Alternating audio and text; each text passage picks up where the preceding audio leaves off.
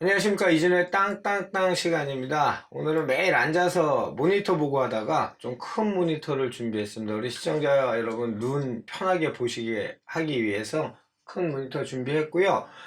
자, 시작해 볼까요? 2019년 토지 투자 진단, 정부 정책을 보이면 투자 로드맵이 보인다. 고진감래, 기본이 10년이라는 일단 타이틀을 달았고요. 오늘은 일단 3기 신도시에 대해서 이야기 나눠보도록 하겠습니다. 3기 신도시 19일날 발표됐죠? 19일 발표된 3기 신도시 굉장히 지금 주택시장, 부동산 시장에 굉장히 많은 영향을 미칠 거로 보여집니다. 어떤 영향인지 한번 보도록 하겠습니다. 자, 먼저 이슈2 3기 신도시 발표. 문재인 정부가 첫 공급으로 돌아섰던 작년 9월 21일 날 17곳 약 35,000호 선정을 했습니다. 요걸 먼저 보겠습니다. 그린벨트 해제를 하라고 했을 때 서울시 박원순 시장이 그린벨트 해제는 절대 불가, 유유무질 이용해서 도심의 주택을 공급하겠다는 취지가 많이 반영된 거죠. 성동구치소, 제곱마을, 그 다음에 비공개 9개, 물론 이번에 발표가 된, 그 다음에 경기 LH공사에서 공급하기로 한 하안, 청계, 성남 신촌, 시흥 하중, 의정부 우정, 검안 역세권, 요렇게 해서 약 35,000을 공급하겠다고 9월 21일 날 발표했었습니다. 그런데 이제 이번에 발표된 3기 신도시하고 아까 좀 전에 보였던 유유부지 9월 20일 날 공급됐던 걸 표시한 표인데요. 이거의 가장 중요한 거는 바로 이거죠. 이번 달에 착공을 시작한 23년 공급 예정인 GTX A 노선, 그 다음에 이번에 송도에서 부평을 거쳐 중동, 여의도를 거쳐 청량리를 지나 별내 신도시 마서까지 가는 B노선, 요거는 예타 면제를 신청했다. 제가 예비 타당성 검사라는 게 있다 그랬죠. 비용 경제 편익을 따졌을 때 경제 숫자가 1이 넘으면 사업성이 있다라고 했는데 사업성이 도대체 안 나왔어요. 0.33 정도 수치가 나왔었는데 이번에 지자체장이 기재부 장관한테 건의를 했습니다. 예타 면제를 하겠다. 건의를 하고 나서 이번에 3기 신도시가 발표됐습니다. 그러면 이번에 가장 큰 지구인 왕숙지구가 포함되어 있기 때문에 그 예타 경제 편익 수치는 당연히 올라갈 수 있습니다. 하여튼 요런 사건이 있었고요. 그 다음에 세 번째는 C노선입니다. 수원에서 평촌을 거쳐 양재, 청량리, 광운대, 창동을 거쳐 양주, 덕정까지 C노선 예타를 예비 타당성 검토를 통과했습니다. 그래서 2021년 착공 예정이라고 하는데 순조롭게 진행될지는 좀 봐야 되겠죠. 하여튼 지금 모든 신도시 발표의 가장 헤게모니는 바로 이 광역도시 계획망입니다. 그래서 그 전에 보통 신도시라고 광역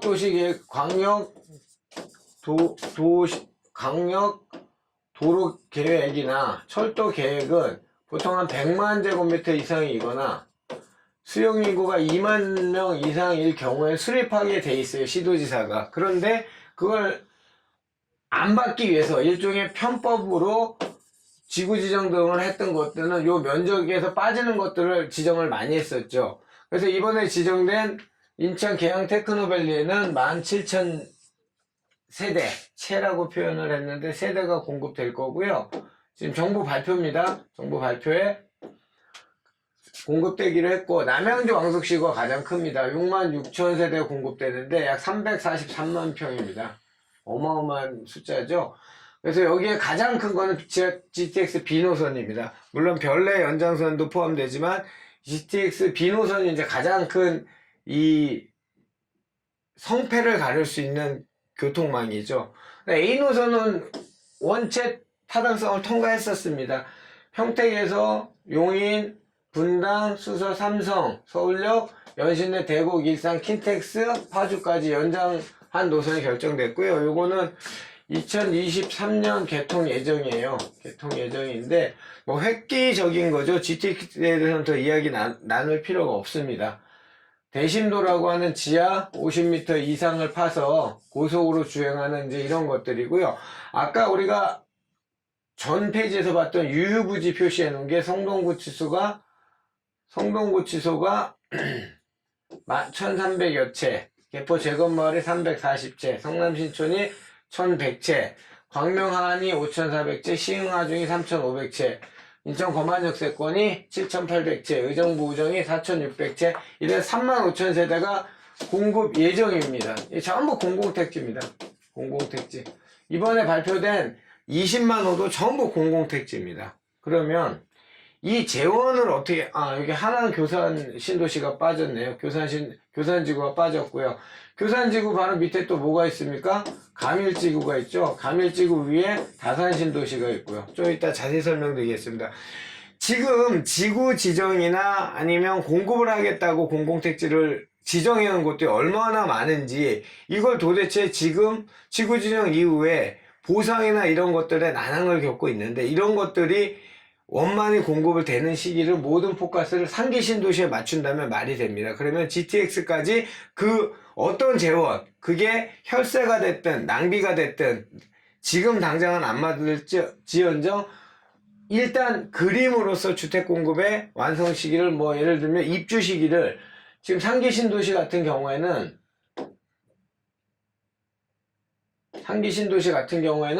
2021년 공급 예정. 그러면 이거는 공급이 분양을 뜻합니다. 내년에 19년도에 지구 지정을 하고 보상 20년에 보상을 해서 21년도에 입주를 하겠다고 이렇게 했는데, 뭐 이게 예정대로 됐으면 좋겠습니다. 이렇게 예정된다고 가정했을 때 여기서 3에서 4년 건설하는 기간이 필요하면 입주 시기는 2025년에서 2026년입니다.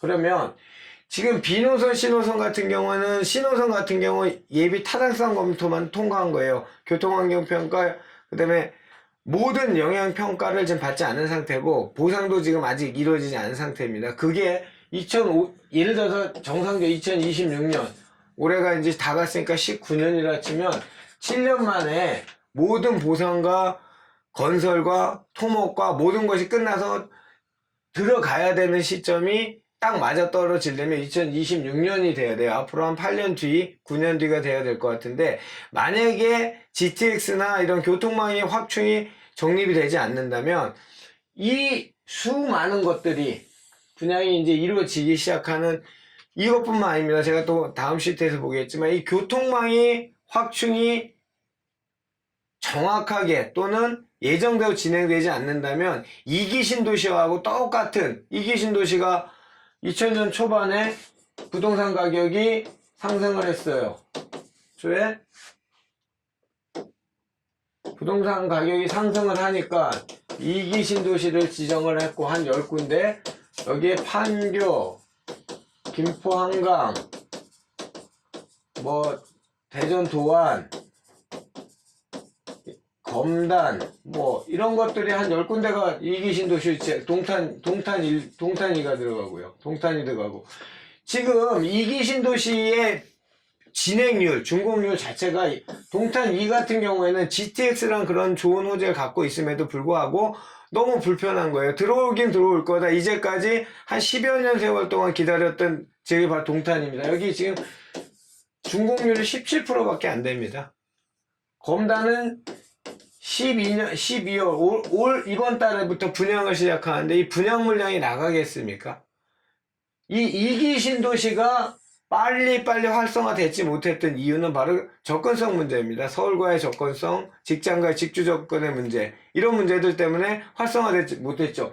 김포 한강 신도시 전부 미분양이었습니다. 2011년, 10년, 11년, 12년 다 미분양이었어요. 그러다 14년 말부터 16년까지 부동산 호황기가, 주택가격 상승이 이루어지면서 미분양이 이제 겨우 해소되는 이런 시점에 이제 3기 신도시가 발표되면서 분양을 앞둔 2기 신도시들, 준공률이 17%밖에 안 된 이런 지역들의 향후 거치나, 물론 더 좋아지겠죠. GTX가 빠른 시간에 공급되면. 3기 신도시와 2기 신도시의 지정학적 위치가 많이 다르지 않기 때문에 그 부분이 상당히 주택시장의 교란 요소가 되지 않을까 걱정이 됩니다. 예, 요거는 제일 빠른 거죠. 서울 박원순 시장의 꿋꿋한 의지. 뭐죠? 그린벨트 해제 안 하겠다. 그래서 용적률을 높이고 또는 유유부지를 이용해서 빠른 시간에 공급을 하겠다. 이거는 뭐 21년에 입주를 하도록 하겠다. 이건 가능하죠? 왜냐면 보상을 안 해도 되니까요. 보상이나 여러 가지 필요 없기 때문에 건축만 하면 되기 때문에 할 건데, 보면 뭐 꽤 많습니다. 은평구 수색역세권이 2170채, 5만 채를 공급한답니다. 서울시 강남 수색 이쪽에. 가장 큰 게 동부도로 사업소 2200채. 서남 물재생센터. 요거는 이제 마곡 나루 위쪽. 마곡이죠. 위치가 괜찮습니다. 그런데 주민들의 반대와 우리 그 청년주택 할 때 박근혜 정부 때 주민들 청년주택, 임대주택, 공공주택 도면 집값 떨어진다고 얼마나 반대했습니까? 그건 나쁜 게 아니고 인간의 본능적인 탐욕입니다. 나쁜 탐욕이 정상적인 탐욕이기 때문에 그 설득 문제라든지 굉장히 난항을 겪을 거로 예상되는데, 서울시의 좋은 뜻처럼 이런 서울 도심에 공급이 되는 건 빠른 건 이게 훨씬 더 빠를 것 같습니다. 자, 이거는 그 기사입니다. 기사인데 국토부가 주관한 신규 택지 32곳에 공급하기 서울시 용적률 상향 방식 3만 채 뭐 이렇게 나왔고요. 국공유지 활용하고 뭐 이제 이런 내용이고요. 이건 참고만 하시기 바랍니다. 그런데 문제는 이제 대규모 공급이면 소규모 공급 방법, 뭐 50채부터 뭐 2000세대 넘는 데도 있지만 이것이 다 이루어졌을 땐 서울시에 진입하는 수요는 한계가 있다라는 측면으로 이해하시면 될 것 같고요. 그렇기 때문에 상기시도시 외곽, GTX랑 강력한 교통 호재를 가진 외곽의 신도시들이 분포가 된다면 상당히 패러다임의 변화가 있을 것 같고, 그럼으로써 아까 우리 곽창석 대표님하고 그 이전에 땅을 진행할 때 나왔는데, 부동산 시장의 변화는 당연히 청약시장의 블랙홀이 될 거다라는 얘기를 했습니다.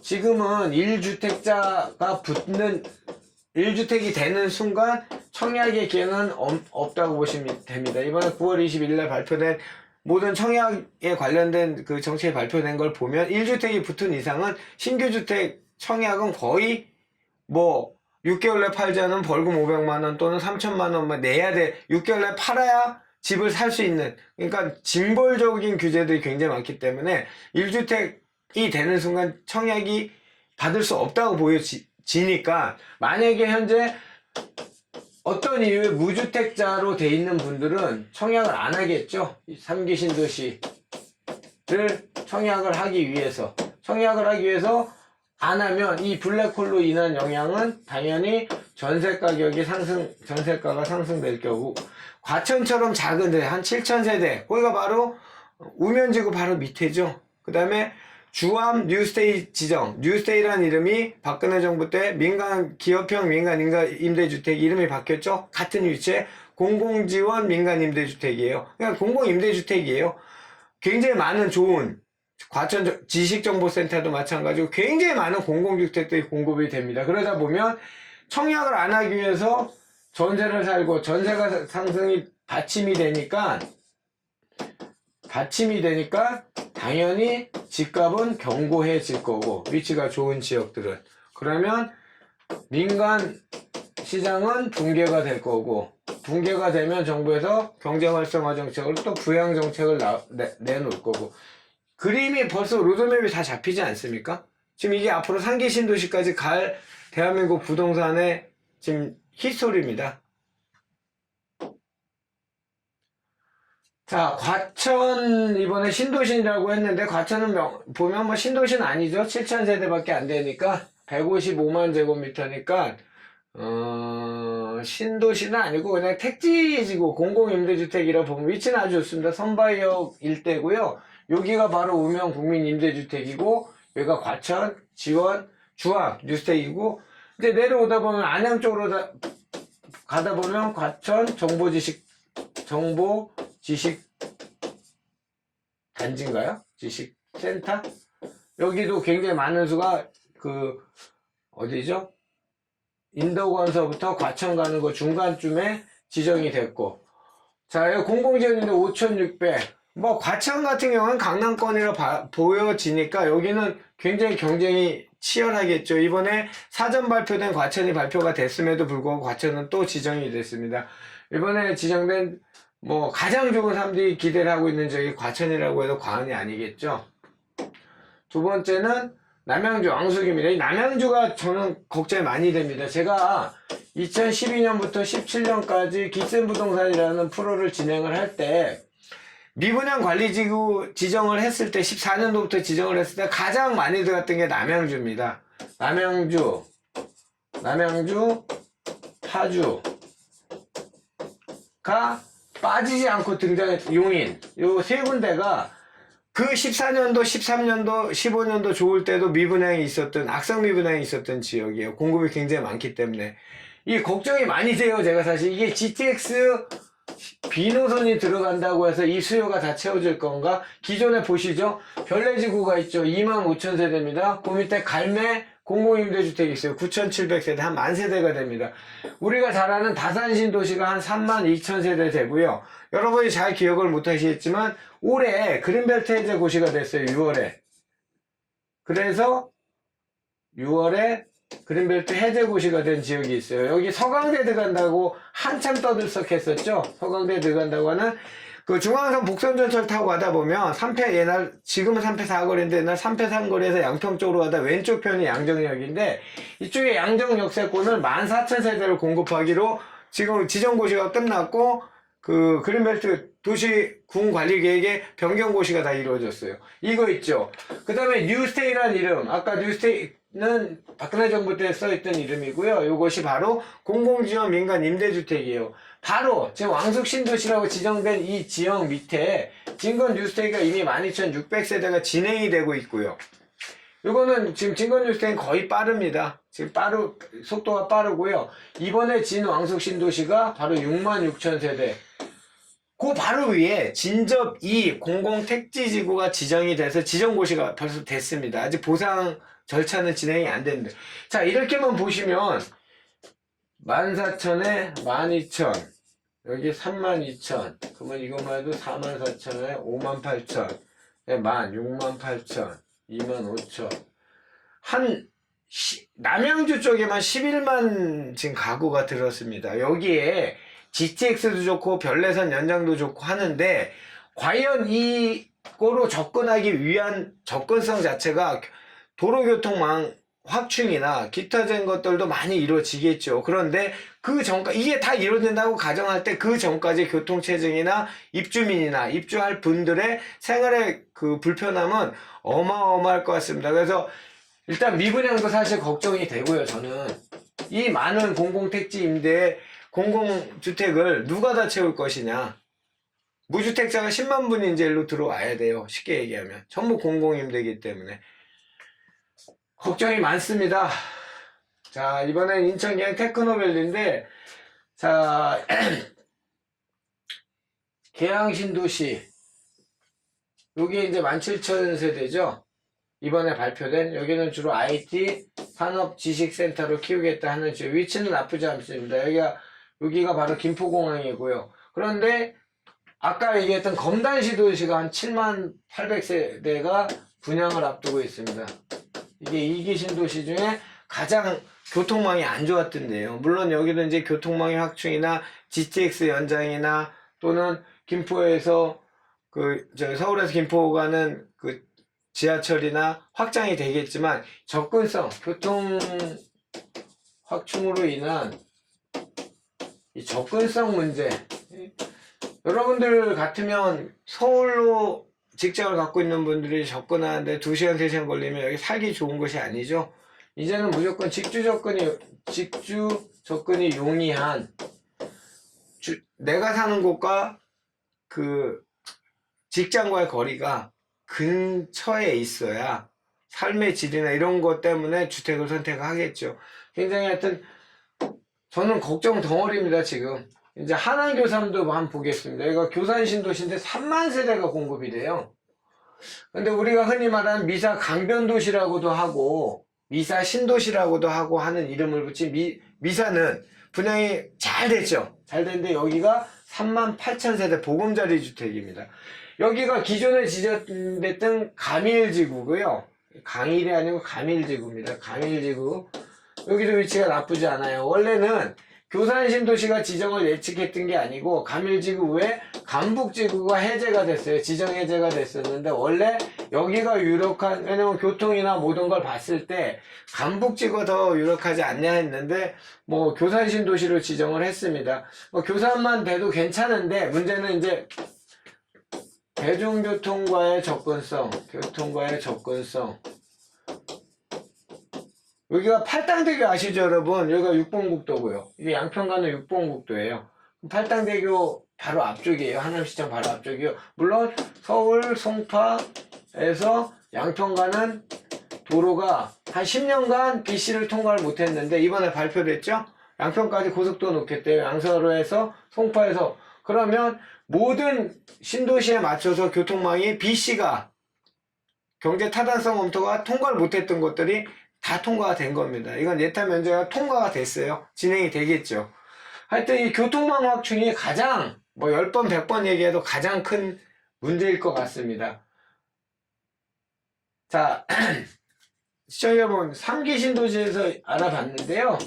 3기 신도시 각 해당 지역의 부동산 상승이나 이런 거에 일희일비 할 필요 없고 큰 트렌드의 흐름을 보시면 어쨌든 19년 내년 며칠 안 되면 19년도는 블랙홀이 될 것이다. 청약시장에. 여러분 한번 기억나시죠? 이명박 정부 때 보금자리 주택 강남에 한다 그랬을 때 모든 강남의 청약시장이 다 섰었어요. 거래가 안 됐었어요. 거기 내가 넣으면 될 것 같다. 그리고 이 청약 당첨이라는 게 굉장히 어렵습니다. 가점을 산정하는 게, 그러니까 쉽게 생각하시면 이렇게 하시면 돼요. 무주택으로 누가 더 오래 살고 자녀를 많이 놓고 노부모 봉양까지 한 분이 확률이 높아요. 확률은. 그런데 일반 젊은 분들이 신혼부부나 생애 첫 주택 말고는 이분들은 이제 가점이 있으니까 상당히 큰 무기가 있지만 일반 무주택자들 30대 30대 분들의 무주택자의 좋은 위치에 당첨 확률은 극히 낮습니다. 그런데도 불구하고 가장 싸게 살 수, 주택을 구입할 수 있는 길을 생각하기 때문에 청약을 기다리는 수밖에 없겠죠. 그런 것들이 19년도에는 모든 청약 시장의 블랙홀이 3기 신도시가 될 겁니다. 이 3기 신도시가 블랙홀이 될 거고요. 그 이후에 그 14년도부터 주택시장 아주 좋을 때부터 그 공공택지를 지정을 안 하겠다. 신도시 지정 안 하겠다. 그래서 대규모 택지 공급 안 하겠다. 했었죠. 그래서 19년 말에서 20년 입주 물량부터는 급격히 입주 물량이 줍니다. 안 그래도 공급이 작습니다. 그러면 이 23년, 그러니까 21년에 예측대로 첫 공급이 신당된다고 한다면 19년 말부터 20년에는 전세값은 어마어마하게 전세값 상승이 이루어지고 가격은 거래가 없으니까 하락이 될 거고, 그러면 전세값이 받침이 되니 좋은 지역의 부동산은 가격은 견고해질 거고, 이제 요렇게 진행될 것 같습니다. 뭐 투자자 입장에서는 기회일 수도 있고요. 가장 큰 기회는 저거죠. 시청자 여러분 잘 아시죠? 지금 보상금 얘기입니다. 토지 보상금. 토지 보상금이 3기 신도시 보상금 포함 안 된 지금 보상금이 내년에 25조 정도가 풀린답니다. 수도권에. 25조란 돈이 풀렸을 때 주변을 자극하고 부동산 시장에 유입이 되고 주택 시장이 자극이 됐을 때 이게 계속 리바이벌 되는 것 같아요. 신도시를 현재 정부에서 공급을 늘리는 이유는 주거 안정을 위해서 했는데, 주거 안정을 하면 전세값이 안정이 돼야 되는데 그로 인해서 전세값 상승이 되고 토지 보상금으로 인한 이주 수요로 인한 부동산 가격은 상승되고, 이 정책이라는 게 이렇게 어려운 것 같습니다. 저도 반대하는 건 아니지만 이 지구 지정이나 어떤 정책, 산업 정책 아닙니까? 주택은 주거권인데요. 주거권인데 그거를 보란 듯이 이거를 이렇게 다 한꺼번에 발표를 해서 이렇게 부동산 시장을 요동치게 만든 거는 1기 신도시, 2기 신도시, 3기 신도시 때, 2기 신도시 우리 충분히 봤지 않습니까? 그래서 교통망이나 기타가 안 됐을 때 2기 신도시들의 미분양도 받고, 그런데 3기 신도시를 주택 공급은 현 문재인 정부에 대해서는 공급은 늘리지 않아, 부족하지 않다. 주택 보급률이나 자가 보유를 봤을 때 주택은 절대 부족하지 않다라고 천명하던 공급 정책이 잘못된 것들을 전환한 건 좋았습니다. 9월 21일 날 첫 주택 공급 정책이 나온 것까지는 좋았는데 계속 자극이 되다 보니 신도시라는 역대 정부가 썼던 여지없는 카드를 쓰게 됐습니다. 그럼으로써 주변 지가가 상승하고 굉장히 많은 여러 가지 부동산 변화가 생기는 해가 될 것 같습니다. 19년도부터는. 하여튼 계속 저희랑 정보 같이 공유하시고요. 첫 번째는 이슈 1에서는 GTX라는 주제를 갖고 얘기했고, 두 번째는 지금 3기 신도시를 얘기했고요. 지금 뭐 수박 겉핥기식으로 전체적인 개요 설명만 드렸습니다. 그리고 앞으로의 진행 방향이나 문제점에 대해서만 얘기했고요. 한 세 번째는 이번에 통제구역 해제? 뭐 이런 것도 한번 다뤄볼 거고요. 군사시설 보호구역 얘기입니다. 통제구역 해제도 다뤄볼 거고, 네 번째, 그로 인한 접경지대 같은 경우에 유망지역 같은 것도 다뤄볼 거고, 계속 업로드해서 시청자 여러분께 좋은 정보 드리도록 하겠습니다. 보시고 공유도 많이 하시고요. 좋아요도 좀 많이 눌러주시고 하면 더 열심히 하는 힘이 될 것 같습니다. 오늘 시청해주셔서 감사합니다.